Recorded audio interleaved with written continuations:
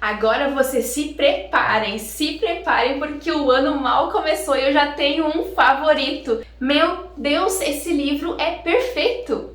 Perfeito!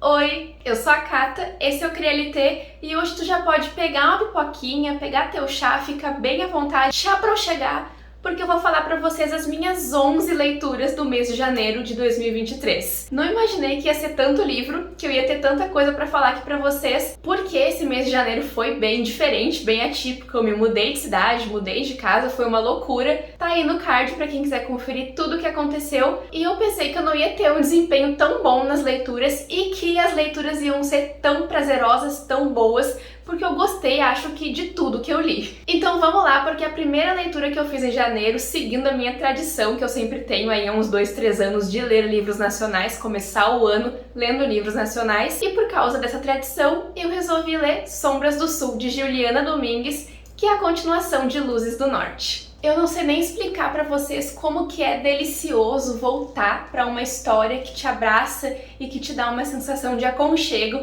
apesar de esse livro aqui não ser só flores e coisas bonitinhas, tem uns momentos bem pesados que a gente se preocupa com os personagens. Sombras do Sul dá continuidade aos acontecimentos lá de Luzes do Norte que eu li no ano passado. Vai estar aqui pra vocês o vídeo no card pra quem quiser conferir, porque eu gostei demais da história. Como eu não quero dar spoiler pra vocês, eu vou dar minha opinião mais ou menos assim, sem entregar muita coisa. Eu vou deixar vocês mais na curiosidade do que entregando muitos detalhes aqui da sinopse. Quem já leu Luzes do Norte sabe o que acontece lá no finalzinho do livro e é exatamente as consequências disso que a gente vai ver aqui nessa história. A Dimitra e a Aurora, elas seguem juntas como um casal, estão vivendo a vida delas e até que elas descobrem e se dão conta que as consequências de uma determinada coisa que aconteceu estão chegando cada vez mais perto de tirar a vida de uma delas, que eu não vou nem dizer qual que é. Vocês vão ter que ler. E por conta disso, elas tentam recorrer à magia para consertar o que aconteceu, só que a única solução para isso é apagando os últimos 2 anos da memória de uma delas. Ou seja, uma delas não vai lembrar da outra, o relacionamento não vai existir e tudo vai por água abaixo. Só que existe também a promessa de que não precisa ser exatamente dessa forma.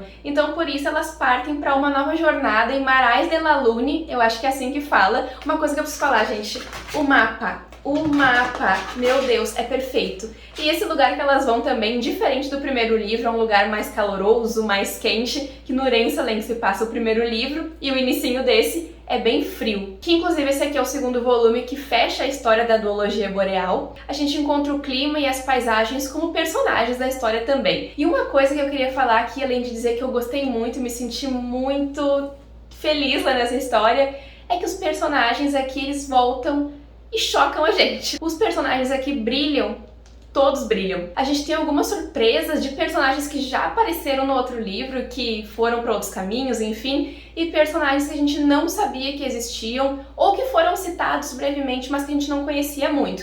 Tem outros personagens novos também que a gente não conhece, e é maravilhoso conhecer toda a dinâmica dos personagens. Eu adoro a Dimitra e a Aurora, que são as protagonistas. Eu achei que foram muito inteligentes e perspicazes os caminhos que a Gil escolheu trilhar aqui na história durante essa aventura que as personagens vão viver para chegarem lá em Marais de la Lune, ou Marais de la Lune. Eu amo esses nomes assim, livro de fantasia, eu acho perfeito. Tem um aqui que eu amo, cadê? Mar Eterno. Eu amo esse nome.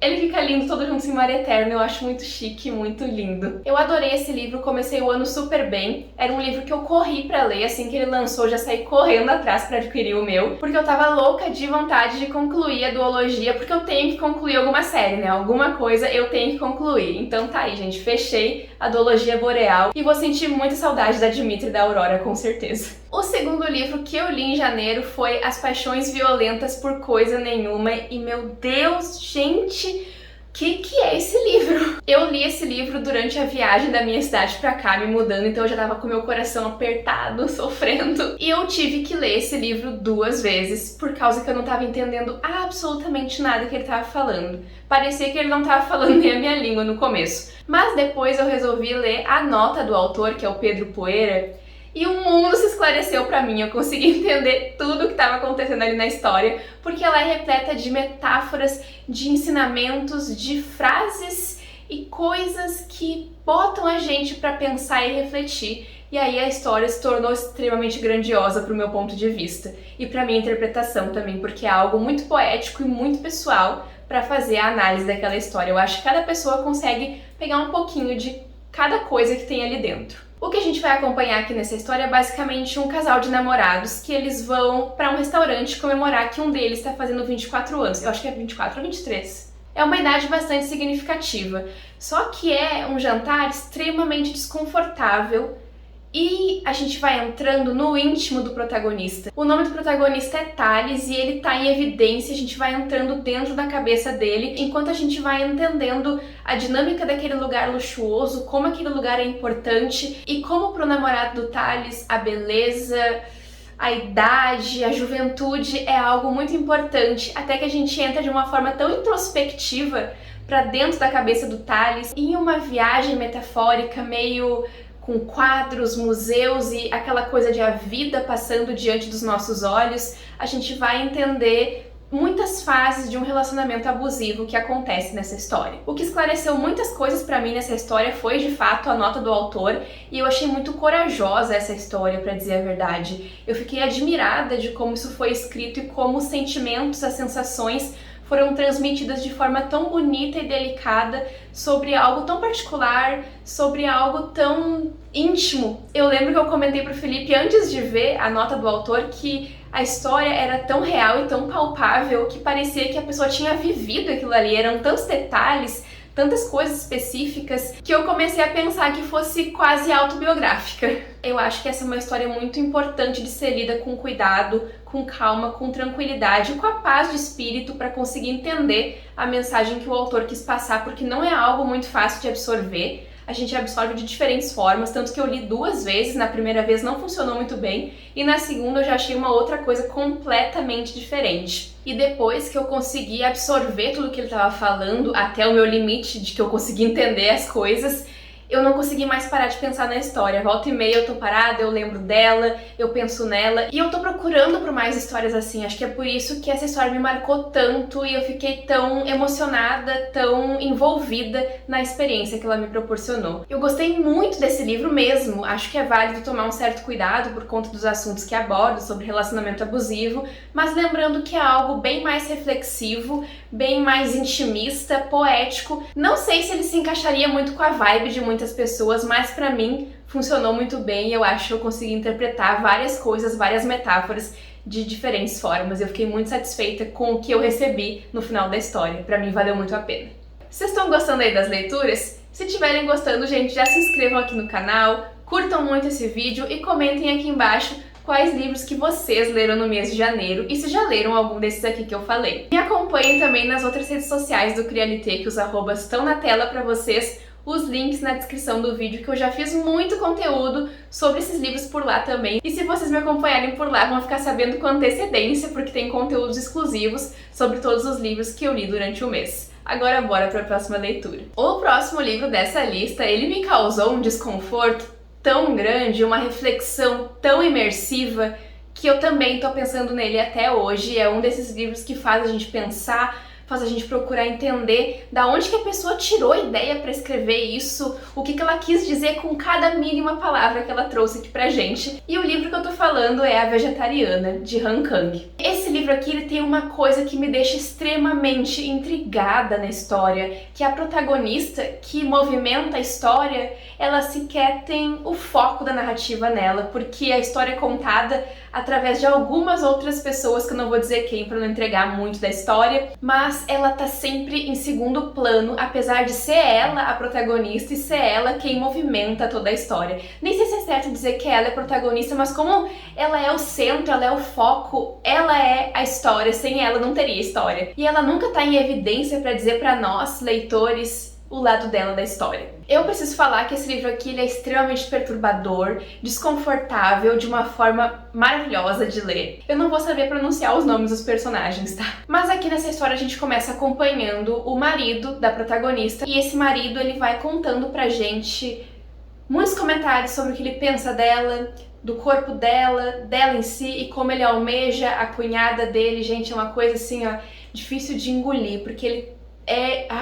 E a história que se dá basicamente porque em um determinado momento, em um dia aleatório, a protagonista tem um pesadelo horrível e ela decide simplesmente parar de comer carne, ela bota tudo pra fora de casa, ela não cozinha mais carne em casa, ela inclusive chega a falar depois de um tempo que o marido dela tem cheiro de carne, mesmo que ele tenha escovado os dentes, tomado banho e tudo mais, ela sente cheiro de carne nele e ela não consegue comer e ela vai basicamente definhando. E o interessante aqui desse livro é que ela vai definhando de uma forma física, uma forma mental, e as pessoas não conseguem entender o que está acontecendo com ela. A família dela pede 1000 desculpas pro marido dela por ele estar passando por isso. Existe sim isso muito presente aqui na história, essa crítica social tão gigantesca no papel da mulher na sociedade, e julgamentos, casamentos, família, ela sofre muito, gente. Essa protagonista, ela só sofre. Chega num ponto que a gente tem a sensação de que ela não tá nem ali mais. E é um livro super curto de ler, mas ele vai tragando a gente pra dentro do livro, vai puxando e puxando e puxando.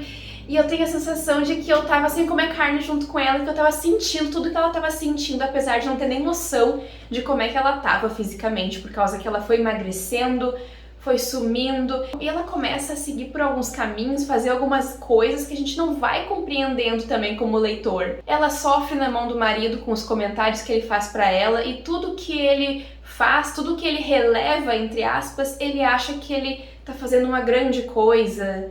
Ai, meu Deus, ele fala, gente, da roupa dela, de tudo, que ela é uma mulher mediana, que ele nunca conseguiria se casar. Ai, gente, ai, sabe, é difícil ver isso, e ele almeja outras mulheres, ele almeja a irmã dela. É um livro que engloba muitas coisas. Além da questão da comida, não é especificamente sobre o fato de ela parar de comer carne, mas sim o porquê, entre muitas aspas, o entorno dela por ela querer fazer alguma coisa de forma diferente e os motivos pelos quais ela tá fazendo isso. É um livro que ele não dá explicações diretas pra gente, é um livro que faz refletir realmente e faz a gente ter raiva, faz a gente pensar, faz a gente ter ódio, faz a gente querer entrar nesse livro, dar um sacode nas pessoas que estão aqui dentro, ajudar essa mulher, fazer alguma coisa por ela. Fazia muito tempo que eu tava com essa história aqui pra ler e eu não tinha dado atenção pra ela. E aí, como ele era mais curtinho, eu achei que seria uma leitura muito rápida, e nem foi tão rápida, porque mastigar e digerir essa história não é fácil. Mas ainda assim ficaram as reflexões, eu penso muito sobre esse livro. Eu acho que eu posso resumir esse livro dizendo que ele é muito, mas muito mais mesmo do que ele realmente parece que é. Ele é muito mais, ele é muito grandioso, em pouquíssimas páginas ele constrói algo a se refletir, algo inteligente, e essa questão de a protagonista não tá narrando pra gente é algo que me pega muito, e eu acho que existe uma mensagem ainda maior nesse livro por conta disso, mas eu não sei se eu consegui absorver ela toda ainda. Eu tenho muito pra pensar sobre esse livro ainda, mas se vocês já leram, comentem e conversem comigo aqui nos comentários, que eu queria muito falar com alguém sobre esse livro aqui. Em janeiro eu resolvi ler também Você Ligou para o Sam. Vocês vão achar que eu só sofri em janeiro, que eu só li coisa triste, e por um certo lado foi.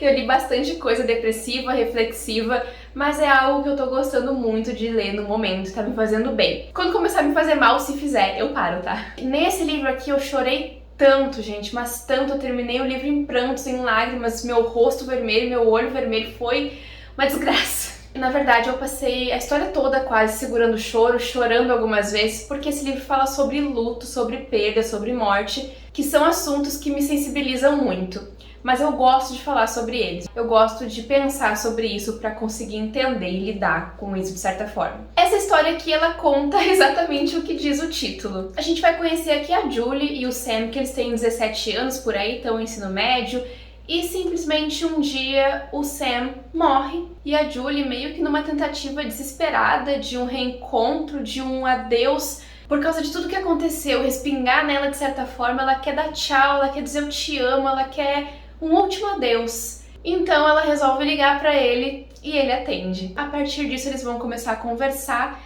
e a Julie vai passar por um momento onde ela vai lidar com o luto à forma dela. Eu acho isso muito interessante porque ela não segue convenções e ela sofre muito com isso. Ela toma algumas decisões, como por exemplo, ela bota as coisas dele tudo fora e depois isso pesa pra ela também. Mas eu acho que a forma que ela lida com isso me inspirou de certa forma, por causa que eu achei muito interessante a forma como ela passou por tudo isso, como ela sentiu aquilo ali do jeito dela, sem que fosse preciso ela fazer convenções e coisas corriqueiras que as pessoas esperam que ela faça na cultura dela, no lugar onde ela vive. E ela passa por muita coisa, sabe, gente? Adolescentes, jovens, namorando, a vida acontecendo, esperando por eles, e uma tragédia dessas acontece porque ele morre de uma maneira muito trágica, muito triste. A morte em si já é algo muito triste, mas a forma como ele parte é muito triste, muito melancólica, e a Julie sofre demais por conta disso. É completamente plausível o tamanho da dor que ela tá sentindo. O autor, que é o Dustin Tal, ele consegue passar essa dor dela, esse sentimento todo dela através das frases, através de conversas e diálogos aqui no livro. Esse foi um livro que me deixou muito imersa por conta do assunto, mas eu achei que ele foi um pouco mais longo do que precisava ser, pra falar a verdade.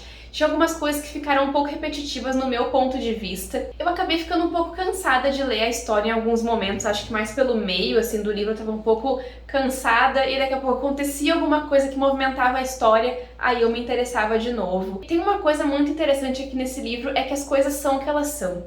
Não existem justificativas, elas simplesmente acontecem, são o que elas são, e a gente tem que aceitar. É isso. Esse livro aqui, ele me jogou no chão, pisou em cima de mim, me jogou na parede, me chutou, me deu soco.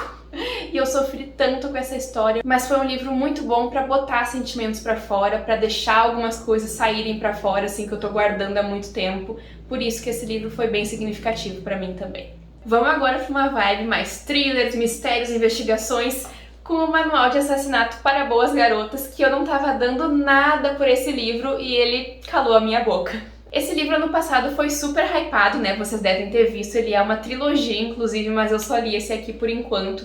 E eu tô bem surpresa, gente. Aqui na cidade onde se passa a história, existe um mistério, um caso, um acontecimento que as pessoas acham que foi solucionado, mas a gente não sabe muito bem se é isso. Uma menina, uma adolescente que estudava ali na escola, muito popular inclusive, e que se chamava Andy Bell, simplesmente desapareceu. E o principal suspeito disso tudo foi o namorado dela, só que ele acabou desistindo da própria vida também depois disso tudo ter acontecido. Alguns anos se passaram de tudo isso, só que a nossa protagonista ela vai ter que fazer um trabalho para a escola e ela é muito dedicada, a Pip. E ela decide investigar esse caso para esse trabalho. E a partir disso ela vai se juntar ao irmão do menino que matou a Andy a princípio, para provar que ele não é culpado, que não foi ele que fez isso, e a Pip vai se meter em cada enrascada, vai sobrar muito para ela, porque ela vai ser ameaçada, vai acontecer tudo com ela, por causa que ela se envolveu nessa investigação, que é algo muito mais complicado, o buraco era muito mais embaixo do que ela achava que era. E o que eu achei bem legal aqui nessa história é que a gente consegue acompanhar a Pip investigando, a Pip fazendo entrevistas com suspeitos, fazendo listas de suspeitos. É uma investigação bem amadora de uma adolescente, só que ela tem o poder da maracutaia. Ela faz e acontece para conseguir as respostas que ela precisa, e eu admirei muito isso nela, porque ela foi atrás, ela estava confiante das coisas que ela acreditava, e foi atrás para descobrir qual que era o verdadeiro desfecho dessa história. Esse livro aqui eu fiquei super envolvida no mistério, super envolvida na trama, achei muito interessante os personagens que estão envolvidos, achei legal também que tem alguns relatórios dela aqui também no trabalho que ela tá fazendo, muito legal. Eu fiquei me perguntando mais ou menos o que vai acontecer no próximo volume, porque aqui fecha bem direitinho a princípio, né? Por cima, assim, do que eu achei que poderia fechar, fechou. Eu tava com um certo receio de ler esse livro por conta das continuações, eu achei que eu ia ter poucas respostas, achei que eu ia ter uma coisa um pouco diferente do que tem aqui. Mas a verdade é que eu fiquei muito satisfeita com a trama, eu fiquei bem satisfeita por ser um thriller e eu ter gostado. Eu tô voltando aos pouquinhos pro thriller, eu tenho me sentido mais confortável lendo algumas histórias, eu perdi o medo que eu tava tendo de ler thrillers, acho que agora eu tô me acostumando bem mais e esse aqui foi um grande passo pra isso, inclusive porque me deixou curiosa até pra ler o próximo. Eu sei que eu perdi o hype que ele teve no ano passado, mas igual eu acho que eu cheguei a tempo pra aproveitar essa experiência. Eu me diverti com esse livro, eu me preocupei, eu sofri muito com algumas coisas que acontecem aqui, tem umas cenas assim, eu fiquei muito chateada com o que aconteceu, porque eu não gosto que aconteça o que aconteceu, e aconteceu. Mas eu achei que esse livro aqui entregou muito mais do que eu tava imaginando que ele ia entregar, e eu terminei essa história muito satisfeita de ter lido ela, e eu também fiquei muito feliz por ter gostado tanto desse livro aqui. Talvez, de repente, esse ano ainda eu pego as continuações pra ler, vamos ver. Agora vocês se preparem, porque o ano mal começou e eu já tenho um favorito. Meu Deus, esse livro é perfeito!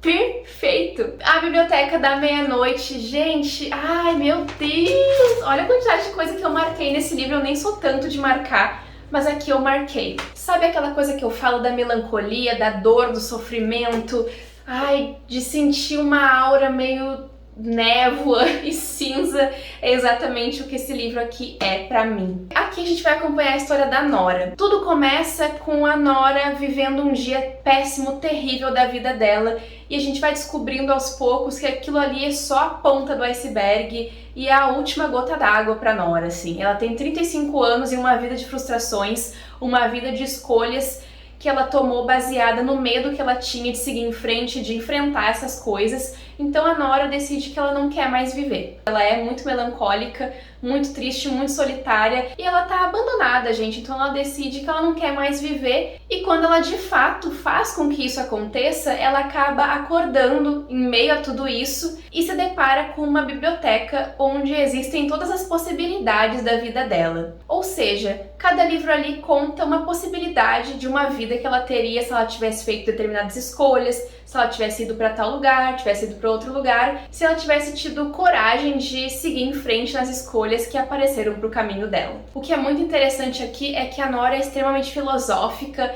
ela é muito envolvida com várias coisas e a gente consegue entender a grandiosidade dela como pessoa, mas ela não percebe isso. Esse livro conversa muito sobre vida, sobre morte, e apesar da biblioteca ser um lugar que é um meio termo, assim, sabe, entre a vida e a morte, pelo que eu entendi, é algo muito interessante a forma como tudo é transmitido. Todas as regras que tem aqui na biblioteca, tudo faz muito sentido. A biblioteca é basicamente aquele limbo entre a vida e a morte, uma coisa meio desacordada, lutando pela vida, é basicamente isso que a Nora vai ter que fazer. Ela vai acabar vendo essas vidas e de cada uma delas ela vai ver que existe uma coisa boa, existe uma coisa ruim e ela tem a oportunidade de escolher para onde ela vai, se ela vai ir, se ela vai ficar. Então é muito sobre querer viver. Eu acho muito importante a mensagem que esse livro passa, porque ele fala muito sobre escolhas, fala muito sobre o que a gente fez ou deixou de fazer, sobre decisões e sobre frustrações. É sobre vida, sobre morte, sobre a dor da perda, é sobre querer consertar cada mínimo detalhe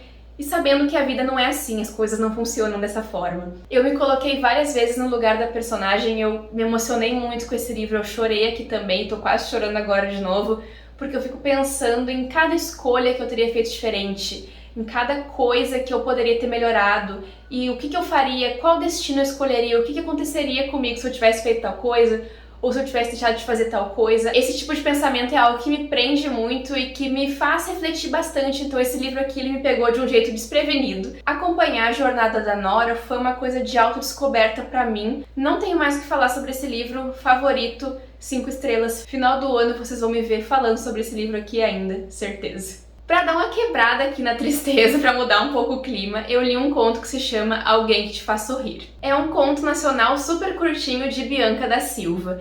Eu gostei muito dessa história, ela é super fofinha, tem umas referências à música muito bacanas aqui na história. Quem gosta dessa trope aí de amigos para amantes vai gostar muito e é um livro sáfico também. A história é muito curtinha, se passa em algumas horas, é bem rapidinha mesmo. Tem seus plot twists aí, mas uma coisa que eu gosto muito nessa história aqui, pra falar pra vocês, é a relação da protagonista com a mãe dela. Nessa história a gente vai conhecer a Laura e a Olivia, que elas são amigas desde sempre. E a Laura gosta da Olivia, só que ela tem muito medo de dar o próximo passo e perder a amizade com a Olivia pra sempre, até que uma coisa muito específica acontece, ela precisa ajudar a amiga dela, e a partir disso a nossa história vai acontecer, esse recorte aí de um dia da vida delas. Recomendo muito esse livro pra quem quer uma coisa mais amorzinha, uma coisa mais fofinha, mais tranquila, bonitinha, com referências à banda Fresno. Quem gosta de uma coisa mais clichêzinha, fofinha, vai gostar muito desse livro, recomendo bastante. Outro livro aqui dessa lista que é um possível favorito, gente, Noite Passada no Telegraph Club.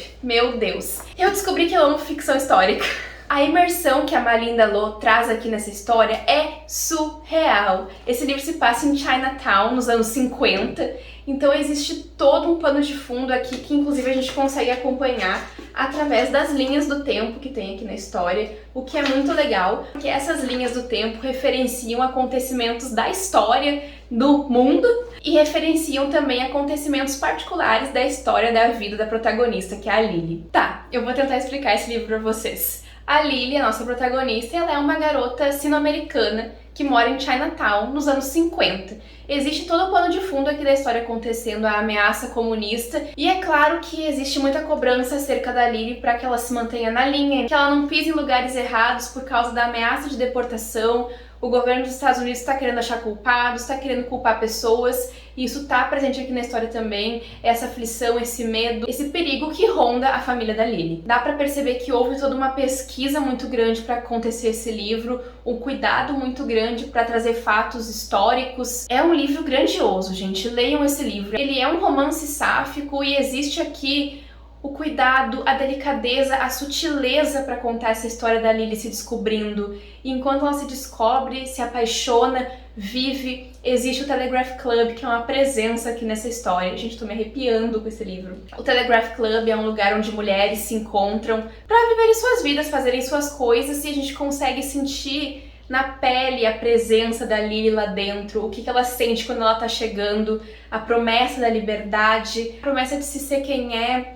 A gente acompanha a Lily vivendo várias cenas muito marcantes da história, ela descobrindo coisas, vendo revistas, é algo muito emblemático aqui na história. Essa presença da descoberta, e ao mesmo tempo que paira o medo, paira a curiosidade, a vontade de ir lá. E a Lily gradualmente também vai tendo suas vontades, é uma protagonista muito legal de acompanhar, porque ela tem as opiniões dela e ela faz o que ela acha que ela precisa fazer. Cara, e a aura que tem esse livro, eu consegui me sentir dentro da história, parece que eu tava lá no Telegraph Club, vendo tudo acontecendo, eu parada no meio e as coisas acontecendo na minha volta, eu consegui me imaginar do lado da Lily, do lado da Cat, que são as personagens principais aí do livro, algumas das principais, e eu me senti tão acolhida por essa história, eu me senti tão imersa dentro dela, eu me senti bem com esse livro, apesar de tudo o que existe aqui de perigo, de sofrimento, de dor, de risco,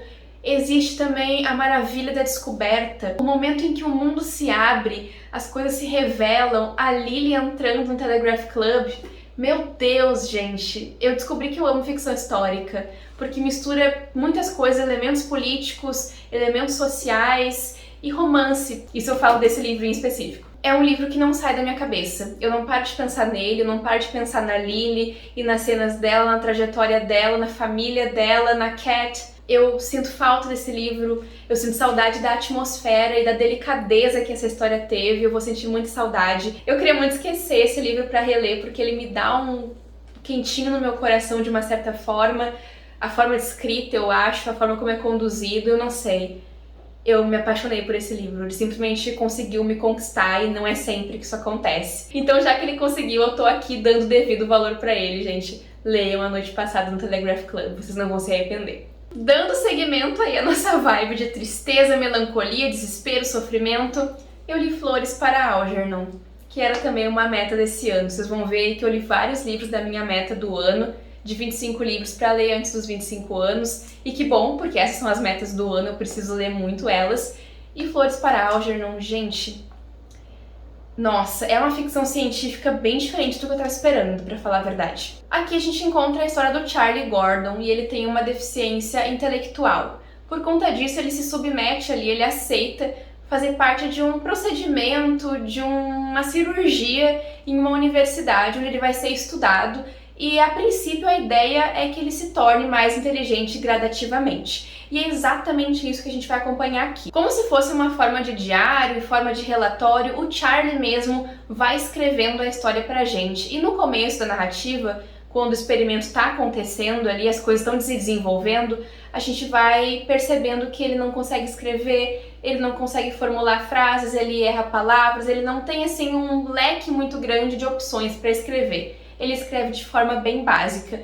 Só que ao longo do caminho a gente vai vendo que tudo muda. A escrita dele muda, a inteligência dele muda e ele vai ultrapassando as coisas de uma forma um pouco surreal. E a partir do momento que isso vai acontecendo, ele vai tomando ciência da forma que as pessoas tratam ele. A galera ali com quem ele convive faz piada com ele, trata ele de forma inferior por causa do intelecto dele. E existe uma crítica, uma reflexão muito forte aqui nesse livro sobre amizade, família e o que a gente considera inteligência. Essa questão do sofrimento do Charlie, da vida dele ser tão dolorida, é algo muito presente aqui não somente quando a gente entende o passado dele, nos lugares que ele trabalhava, como por exemplo a padaria, e como ele era visto pelas pessoas que trabalham lá, mas também depois que ele faz essa cirurgia e o intelecto dele muda, ele se torna inteligente e, enfim, de certa forma, consegue fazer mais parte da sociedade. É um livro também muito sofrido de ler, de acompanhar o Charlie, de acompanhar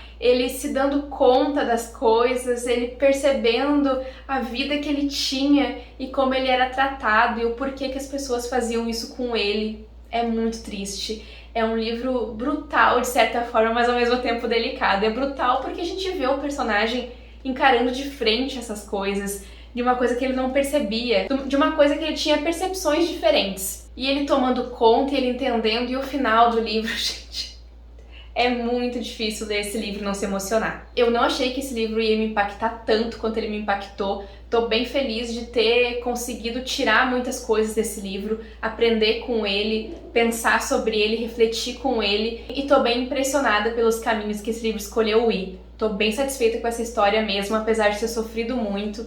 É um livro bem sofrido, gente, bem sofrido mesmo, é triste. Ele é um livro com tantas camadas que a gente consegue trazer para nossa sociedade atual. Entender o comportamento das pessoas, o sofrimento do Charlie é algo muito difícil. E uma coisa que eu achei muito interessante aqui é o motivo do título. Existe a explicação aqui na história também que eu não entendia muito bem, mas depois que eu li o livro eu entendi. E ainda bem que eu dei uma oportunidade para esse livro aqui, porque ele me emocionou muito e me tocou profundamente. E nesse livro aqui eu não vou nem mentir que foi a capa que me chamou a atenção. Ele se chama 52 Hertz. Para vocês terem uma noçãozinha dessa história, que é bem curta também, é um conto nacional, o nosso protagonista é um tritão com uma cauda de peixe palhaço, que é o Nemo.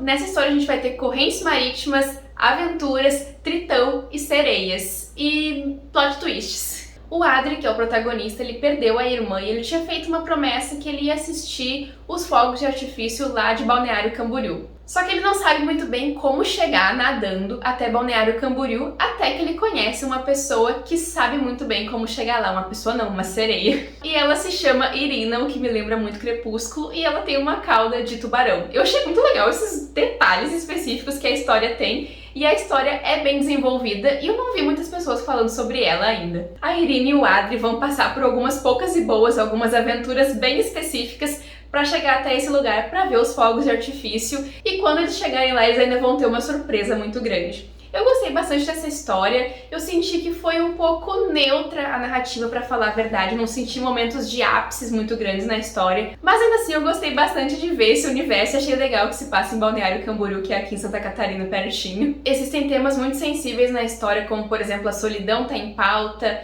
a perda, enfim, a procura de cumprir uma promessa, são coisas muito pertinentes aqui na história, que estão muito presentes e são coisas que eu gosto muito de ler também. Eu não vi muitas pessoas falando sobre esse livro, eu acabei conhecendo ele lá na Amazon, então eu resolvi pegar pra ler porque eu achei a capa muito bonita, muito diferente, inclusive o nome e o título também é bem diferente, e acabei gostando da história.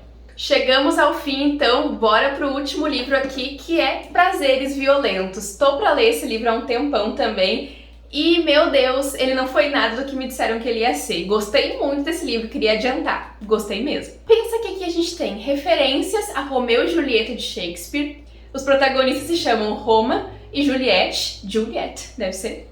A Ju. Nós temos um monstro assolando Xangai em 1920. Gangues rivais, que no caso o Roma é de um e a Juliette é de outra, que vão ter que se unir para derrotar esse monstro. Porque esse monstro, ele solta meio que um bichinho, alguma coisa assim que entra dentro das pessoas e faz com que ela tenham impulsos. A história começa explicando esse pano de fundo pra gente, que esse monstro tá assolando Xangai, e também começa mostrando que a Juliette tá voltando de Nova York depois de alguns anos que ela passou lá, por conta de ela ter terminado o relacionamento. Ela ter terminado não, que aconteceu uma coisa que terminou o relacionamento dela com o Roma, e ela simplesmente odeia ele. Ao longo do livro a gente vai entendendo a relação deles mais profundamente, porque eles vão ter que se unir, como eu comentei, pra tentar derrotar esse monstro, já que não tem muitas pessoas das gangues dando atenção pra isso. E eles vão ter que se unir pra tentar combater esse monstro, por causa que as coisas estão acontecendo, as ameaças de fora estão chegando, existem muitas ameaças aqui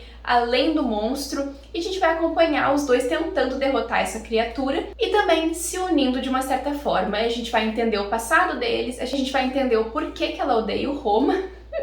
E uma coisa que eu achei muito engraçada aqui nessa história é a quantidade de vezes que o nome dela é escrito. Gente, meu Deus, tem muito Juliette escrito aqui nessa história, como é que pode? A Juliette, ela é bem faca na bota, sabe? Ela fala o que ela tem pra falar, se ela tem que matar alguém, ela vai matar. E o Roma já é mais good vibe, sabe? O Roma é russo, se não me engano, porque tem uma incidência muito grande de estrangeiros chegando em Xangai.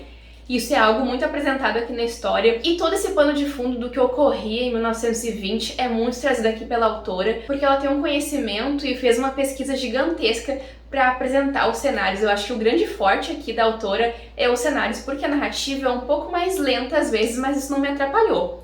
Eu, inclusive, pensei que esse livro fosse ser uma coisa bem diferente e terminei muito satisfeita com a história. Fiquei muito feliz com o andamento dela, inclusive. Eu tava com medo porque algumas pessoas diziam que esse livro não era muito bom, porque não era tão focado no romance, e não é realmente, não é muito focado no romance. Existem outras prioridades aqui pros personagens. Tem momentos, sim, mais romantiquinhos e coisa, mas não é tanto foco. Eu tô muito contente de ter gostado desse livro. Ele foi muito mais do que eu pensava que ele ia ser. Eu não tinha lido a sinopse, eu não sabia nada, eu só sabia que ele era uma releitura de Romeu e Julieta, que eu acho que talvez por isso as pessoas pensem que é mais romance, mais melodramático. E ele tem um arco no final muito forte, que deixa a gente curioso pro próximo livro, que é Our Violent Ends. Que eu não sei se saiu aqui no Brasil ainda, mas quando sair eu vou ler a continuação, porque aqui é muito focado em personagens. Tem personagens maravilhosos aqui, as primas da Juliette são legais demais, eu adorei acompanhar elas. O Roma é muito legal, a própria Juliette é maravilhosa, ela é mais incisiva, como eu falei pra vocês, e eu acho isso muito legal em personagens também. Gostei desse livro, tive uma ótima experiência de leitura. Eu acho que eu tava esperando uma coisa completamente diferente e ele me surpreendeu de forma positiva. Então tô muito feliz de dizer que eu gostei bastante e que eu finalmente li Prazeres Violentos depois de tanto tempo que eu tava esperando pra ler esse livro. Bom, é isso aí então, pessoal. Essas são as leituras de janeiro de 2023. Eu espero muito que vocês tenham gostado do vídeo. Se inscrevam no canal, ativem o sininho, comentem aqui embaixo o que vocês leram em janeiro e se gostaram das minhas leituras. A gente se vê então no próximo vídeo do Crialité. Tchau, tchau!